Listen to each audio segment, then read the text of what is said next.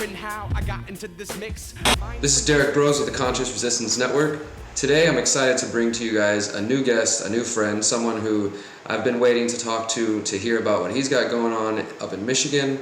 And the reason I wanted to introduce you guys to him is because I feel like I may have met another kindred soul who's out there working on similar ideas that I've been, toiling away at in Houston. The concept of freedom cells is one of the ideas that's bringing us together, agorism, community building in general. And one of the reasons I like to highlight community activists outside of just journalists and social media activists is because I'm a community activist. That's where my activism was born, on the streets of Houston, out there talking to people, trying to build relationships and to see how to connect with people to create a more free world. And I often feel like activists out there get so focused on social media that we will forget about the real world and how to talk to people on a regular basis. And it's important to be out there not only spreading your message through the powerful tool that the internet is, but also on the streets of your community, your city. So with that said, I'd like to introduce you guys to Tony. How are you doing, man? Oh, I'm doing well, man. How are you? Hey, it's a good morning. It's a good day to talk with you. Like I was saying, we've been waiting to have this conversation for a while, so let's get right into it. Before we talk about all the amazing ideas and projects that you and your crew out there are working on in Grand Rapids, tell us a little bit about yourself and how you got into activism, and then let's talk about grass. Okay, well, for starters, the first time I got into learning about how the world functions is I watched a video called Loose Change, which was a documentary on the 9/11 conspiracy. After delving into that, I really began to question everything, question the way the world works, question the way I fit into the world. And through that, I started getting into different means of activism. It wasn't until 2011 that I came in touch with a man that creates videos. His name is Aaron Hawkins, and he goes under the name of Storm Clouds Gathering. And when he described the way the Federal Reserve System works, I really began to understand how the control paradigm really governs our lives. And through that, I got in touch with a movement called the Common Ground Movement, met a lot of great activists from around the country through social media, through meeting with them, through getting in touch with their mindsets, their ways of doing activism. I was able to upgrade my own life, and also mixing in with my spirituality. All these things began to become connected into allowing me to further my betterment of my community, my betterment of myself, looking for ways that I can become more free, looking for ways that I can establish a more free community. And that has led to what I've created here in Grand Rapids called the Grand Rapids Autonomous Support System. Let's tell us more about grass, because that's one of the main things I'm excited to hear about. But before we move on real quick, are you connected with Aaron Nelson and some of the other people out there? Because I know Aaron had worked with the Common Ground movement as well. He's, for those who don't know, he was involved with the Pontiac Tribune, another great activist from up north. Yeah, I worked with him on the Pontiac Tribune for a while. Aaron and I have been friends since the beginning of the Common Ground movement. He was really my main mentor into activism. It's really beautiful that you mentioned him, because he was the first person that really took me on and took me under his wing and taught me a lot about protesting, organizing online and whatnot. So yeah, he's a good guy, man, a great person to meet. I got to hang out with him recently for the first time in person, and some other good people. It seems like there was a lot of people who were affected by Aaron from Storm Clouds Gathering. And definitely, if you guys haven't seen his work, please do check out Storm Clouds Gathering. I imagine this audience is very familiar with Aaron's work, but he does lots of great things, and you're not the first person who's told me, oh, I started following Storm Clouds Gathering and then started working with Aaron, and then the Common Ground movement developed, etc., etc. So it seems like that's a common theme for a lot of people, and that's powerful to hear. That's how you know that as an activist, the actions you're taking are having an effect, because I think it's become increasingly important for us to to not waste time and to not take actions that are only self-serving. This is something that we'll talk further about as you tell more about Grass. I'd like to share some of my experience with my own community out here, building the Houston Freethinkers and being involved with this for 5 or 6 years, and watching the evolution that activism communities go through, and different modes of action that get people excited, and how to keep that going. And it's always interesting to be able to step back and to ask yourself if the steps you're taking are truly effective and reaching the goals that you're after. So let's hear more about Grass. Who started that, when did it start, and what are the goals? Last summer, after watching, this is really funny because after watching a few of your videos and learning about freedom cells, I realized that the most effective way that I can change the world is by changing my community.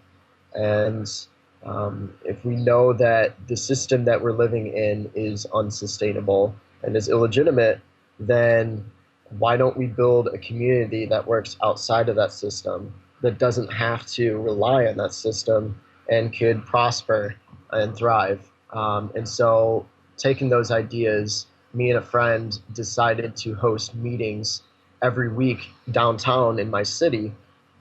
After a while, there'd be 1-2 people, but it wasn't until we started doing events that wasn't related to activism, that wasn't related to that didn't seem like activism. That didn't seem like you're changing the world. It was group meditations that really got people together, united under a cause that people can relate to. And through that, one day we got around 10 to 12 people that were really interested in meditation. We all meditated together. We all shared space with one another. And after the group meditation, we all got together and decided that we're going to hold weekly meetings on how we can hold space for everybody in our community and try to build each other up. Once we did that, the next week, we started what came to be known as Grass. After a few weeks, we decided we needed a name. We established right at the beginning that we're going to be a consensus-based group, that everybody in the group has equal empowerment, that everybody in the group has a say in everything that we do. And I think that's a very, very important thing to start off when you have a group like that, because the way our society is set up is from the top down. It's control from the top. It's order from the top, and everybody down, trickled down, has to agree to the system that is perpetrated at the top. And so by doing that, everybody became inclusive. Everybody felt involved in what we were doing. And so the first few things that we started to do was to hold space for one another. First and foremost is to hold people where they are, appreciate people where they are, and acknowledge everything that we have going on within ourselves. And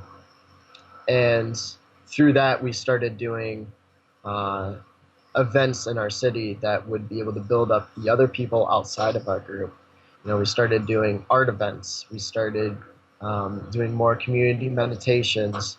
We started building up our community in a number of ways. And through that, connections became made. We began to grow an online presence. And through that, we just all became very close friends, and we were able to give back to the community.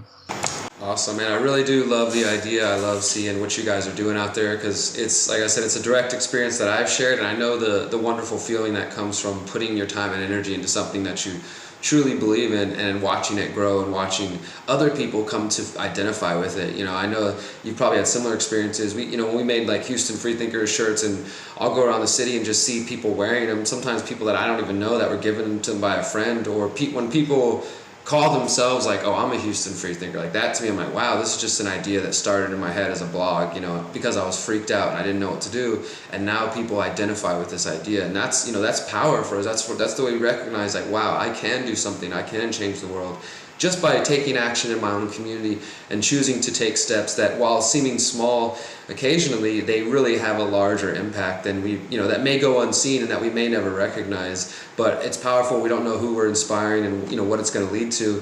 I just was looking at your Facebook here, and I want to mention a couple of things. I don't know if these are all of your events or just things you guys are involved in, but I really just love the structure here. It said that you guys as a group to center your focus and intention on the beginning of the meeting.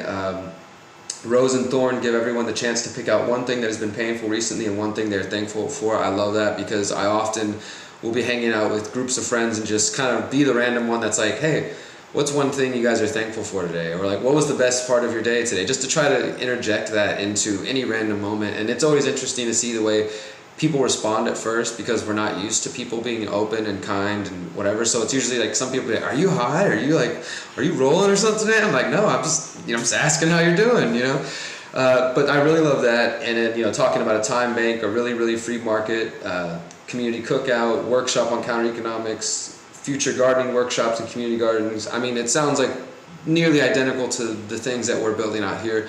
And that gives me so much hope and so much recognition that the ideas that we've been believing and talking about, and people like myself and others talking about them for years, that these are actually happening. This is an example of these free communities, these agoras starting to pop up all around the nation, and I imagine the world, as people start to look for solutions. And grass is going to look different than maybe a Houston Freethinkers event will look, but that, we're not all meant to be robots and to be identical to one another. That we want beautiful, free, autonomous communities that are capable of making their own decisions and coming to their own conclusions. So I love seeing that.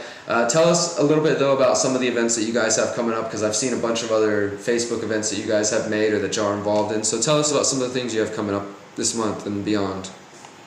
Cool. Well, next week actually, our next meeting is going to turn into a community dinner where all of us from Grass are going to be cooking a bunch of food and just giving it out to the public. We used to do homeless drives where we would specifically be geared towards the homeless, but I felt like that was kind of limiting, because not everybody that needs to eat is homeless. And so our community, the ways we can give back to our community by giving free food to them, I feel like that's such a good thing. It's everybody needs to eat, and it's a good way of connecting with the people in the community. So what we're doing is we're going to be giving lots of free food, and we're also going to have a trading circle at the same time. So anybody can bring something to trade. Anybody can take something away. It doesn't matter. We'll figure out what to do with the remaining stuff afterwards. We'll either donate it, or we'll find out people that need the specific things that are left. But I think it's going to be a really cool time, and I think it's going to be a great way to connect with people in our community. And just like the way that we connected people to form Grass, it's not like, it doesn't seem like activism. It doesn't seem like it's a way to change the world. But through these actions, we're connecting with other people. We're trading ideas, and we're giving our gift to the community. I think that's really important. Yeah, I know. I love that idea, and I'm glad that you've made that point several times, that really we got to get beyond just looking at all of our actions as activism. I mean, to me, activism is a way of life, so it's in the conversations, it's in every action you do. But the average person thinks about an activist as somebody that's out there holding a sign, or yelling in your face about something, or passing you a flyer, which those are all effective in different ways at different points. And there are situations that call for getting to the streets and being out there. But we also have to look beyond that, and just this month we've hosted a couple of weeks ago a Houston, what we call the Garden Crawl, and I really do hope that more cities will adopt this idea, because it's so simple to organize just a community bike ride that spends the afternoon taking people around their city, getting to show people different sides of their city that they may not have seen. I mean, I heard that from several people who rode the ride who were like, I've lived here my whole life and I didn't know that this part of town was here. I didn't know this part was here, you know, and stopping at different community gardens. I mean, we just contacted different gardens, said, hey, we're going to have a bike ride. We'd like to stop at your place, you know, around this time. Can you have somebody there to kind of introduce us to it? And people will be there ready to volunteer, hang out at each spot for like an hour and a half, get back on the bike and ride to the next garden. I mean, introduce people to 5 new community gardens around the city, around different parts of town, show them, you know, we went from some of the richest sides of town to the working class, like poorest neighborhoods, you know, and showing community gardens in all those areas. And it just, I mean, it didn't really cost us anything. We had to get some water, we had to spend some time emailing people and organizing, like, it was nothing, but people got outside, they got to bike and be out in the sun and just have that, like, you know, being free in those moments, but also discover new community gardens. Each of those community gardens was overwhelmed, like, wow, we've never had so many people come at a single time, you know, and they were so happy to have people just coming there ready to just show up and learn about the garden. We had music at each stop, so there was, you know, musicians getting to take a part in it as well, and we ended the night at one of the gardens with just a big party and just brought people together. Like, those ideas are so simple, and people don't think about that as activism, but also every one of those people has now heard about the Houston Freethinkers, and when they think about that, they're going to think, oh yeah, that's that group that organized that bike ride, that garden crawl we went on to. That was really cool. I want to know more about what they do. You know, they're not just thinking, oh, that's that group that gets in fights with police, or that, you know, is out there on the streets protesting. Again, not that there's anything wrong with those actions, because those all have a purpose and a time as well, but not everybody's going to be pulled in that way. Some of us are pulled in, we see a cop video and we're like, I got to do something, you know, I got to go out there and, you know, start kicking ass. But other people are turned away by that even. They're like, whoa, like, that's, I've got family and I'm on probation, or people are just afraid to get in trouble, right? So when you give them, like, let's go to the park and have a barbecue or have a potluck dinner together, anybody can come, bring your friends, you know, it's beautiful to see those actions taking place. I think that's really important too. Like, there's a lot of people that have uh, gone into run-ins with the law, and they don't want to do something that seems like activism, because they feel like if they get involved in that, they're at a higher risk to go back to jail, or they're going to run in with the law again, run in with police, and they don't want to do that. They don't want to get involved in something. That's why I keep bringing it up, how calling these events as just gatherings, like people coming together to provide for one another. It's not that we're doing like activism. And I want to mention that the way I started doing this, like, I really have no idea what I'm doing. I just did it. You know, like, I put online that we should all gather in this space so that we can all meditate together, and people came. It's not like you have to know what you're doing to do it. You just have to have the drive and the will and the confidence to say, hey, I wanna improve my community. I want to improve myself, and the best way I can improve myself is by being with other people that want to improve their self. And by gathering those people together, we can do some really cool things. Yeah, absolutely, man. So let's, for one more thing, I want you to tell me, what is this event that Grass is organizing called the Spectacle Blast Off? Tell us about that one. It looks interesting. Okay, well, the spectacle is our kind of baby, in a sense. It's a open source art event where anybody can showcase their art, trade their art, sell their art, and there are musicians that we bring on that will be performing. There's a space for people to dance. It's just basically a huge party of art, and it's completely free, donation based. Anybody can donate a little bit of money to our cause so we can throw on more events. And we hold it in a very big space to where people are free to do whatever they want. And last time we did, this is the third time we're doing the spectacle. The last time we did the spectacle, I think we got over 1,500 water bottles for Flint, and we were able to run over to Flint and distribute those bottles. And those were just from donations from people that came to Spectacle.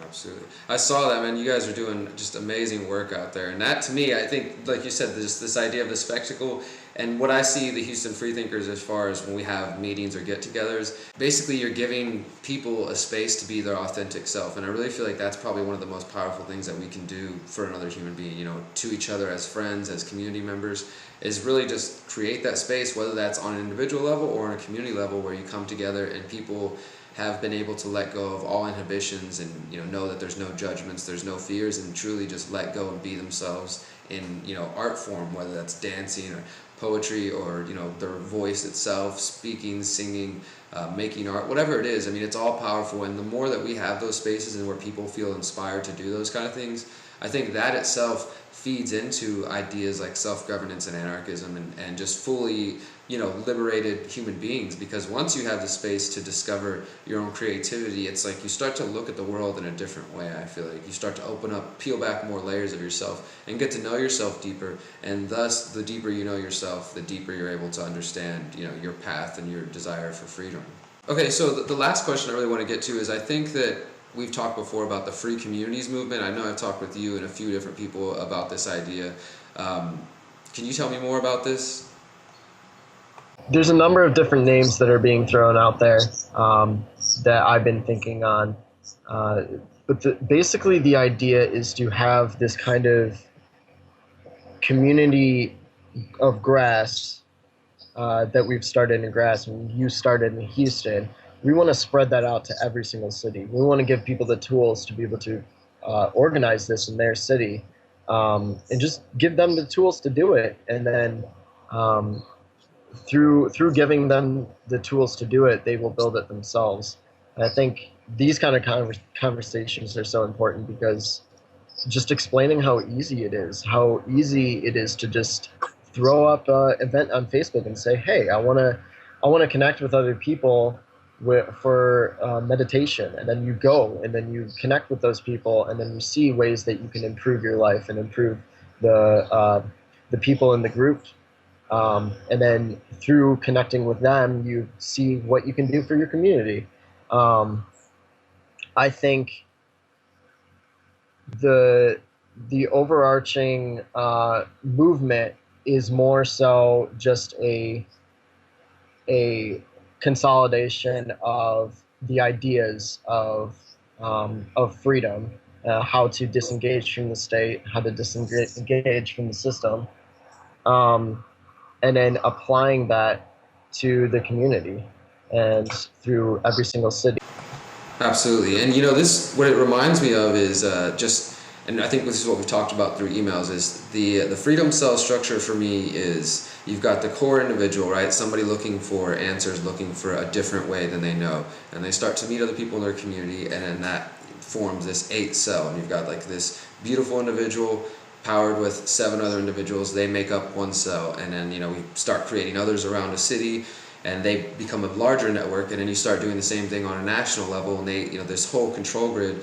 I see it both in spiritual terms as related to the story of the jeweled net of Indra, which I talk about in my first book, which is basically just this idea from Buddhism and Hinduism that, you know, we are all individual shining diamonds basically, and that we're beautiful and amazing in our own ways, but also we reflect everyone else. So in Indra's net, it was basically a net made up of these diamonds that were also connected to other diamonds, each perfect on their own, but also more amazing together, and it stretched infinitely in all directions. And so when I see that concept, I think of us as individuals like that, but also as each cell as serving that same purpose. You know, we're individual and powerful on our own, but together we're creating this, you know, larger network and blanket of free communities and of agoras, whatever you want to call them. And it's beautiful to see that now we're starting to find that not only are people interested in the ideas of freedom cells, because the more and more I've talked about the concept and just put it out there, I've had people contacting me from New Zealand, from Jersey, from Colorado, from South America, say, hey, we don't call it that, but this is what we're working on, or hey, we just started this land project. And it's showing me that people are already doing this. They're finding groups and ways to come together, and so it's already existing. Now people can give it a name, or, you know, whatever they want to call it, and we can move forward from there. But now it's like it's moving to the phase where all the active freedom cells are trying to sort of progress on their own, but also come together and like, okay, let's connect with the other people who are doing it. So the larger network is starting to be formed.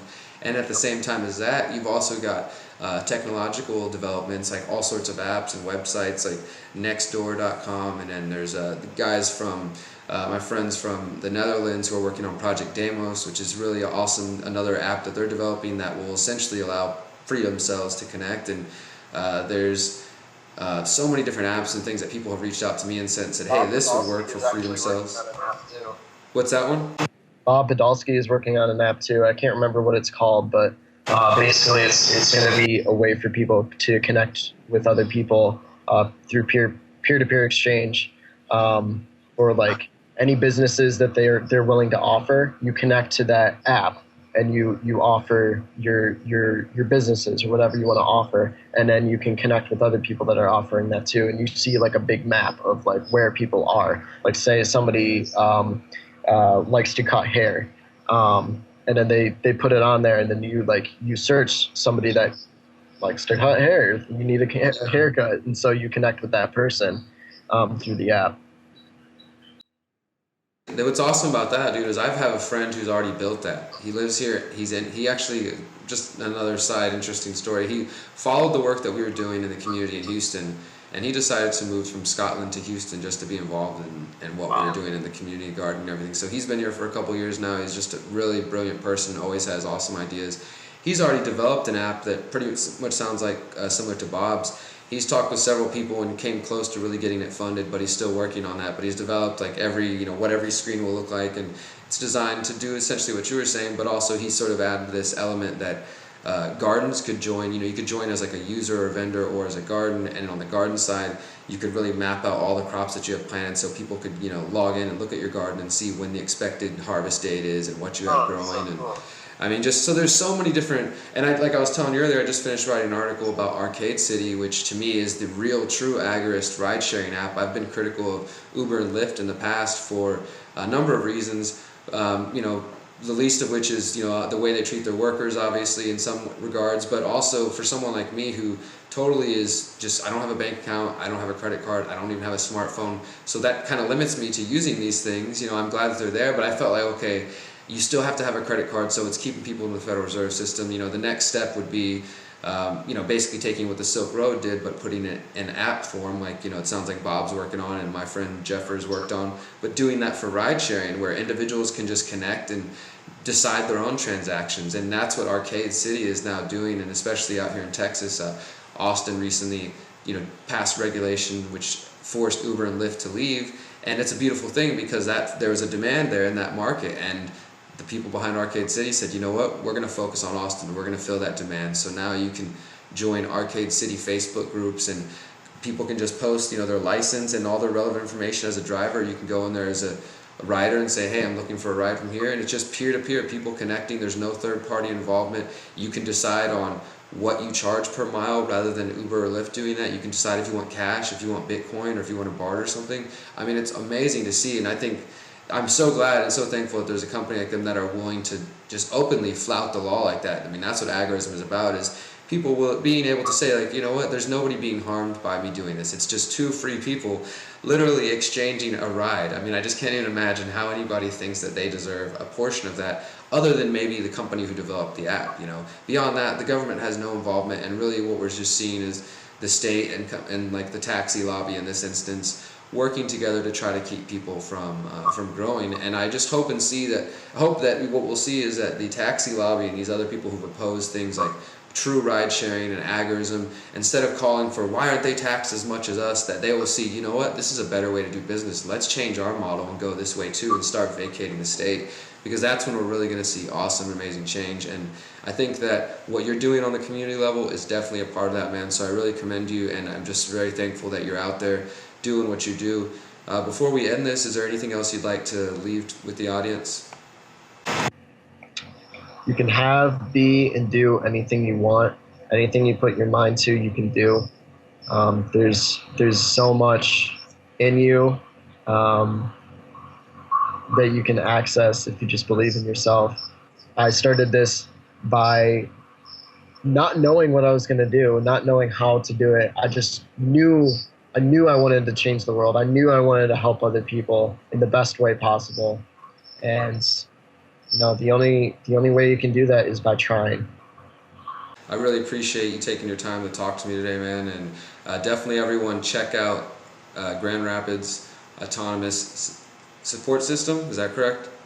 Yep. Yeah, Grand check Rapids Autonomous Support System. We have a group page where you can talk to all of us, share ideas. We'll converse back and forth. We also have a website, grasscommunity.weebly.com.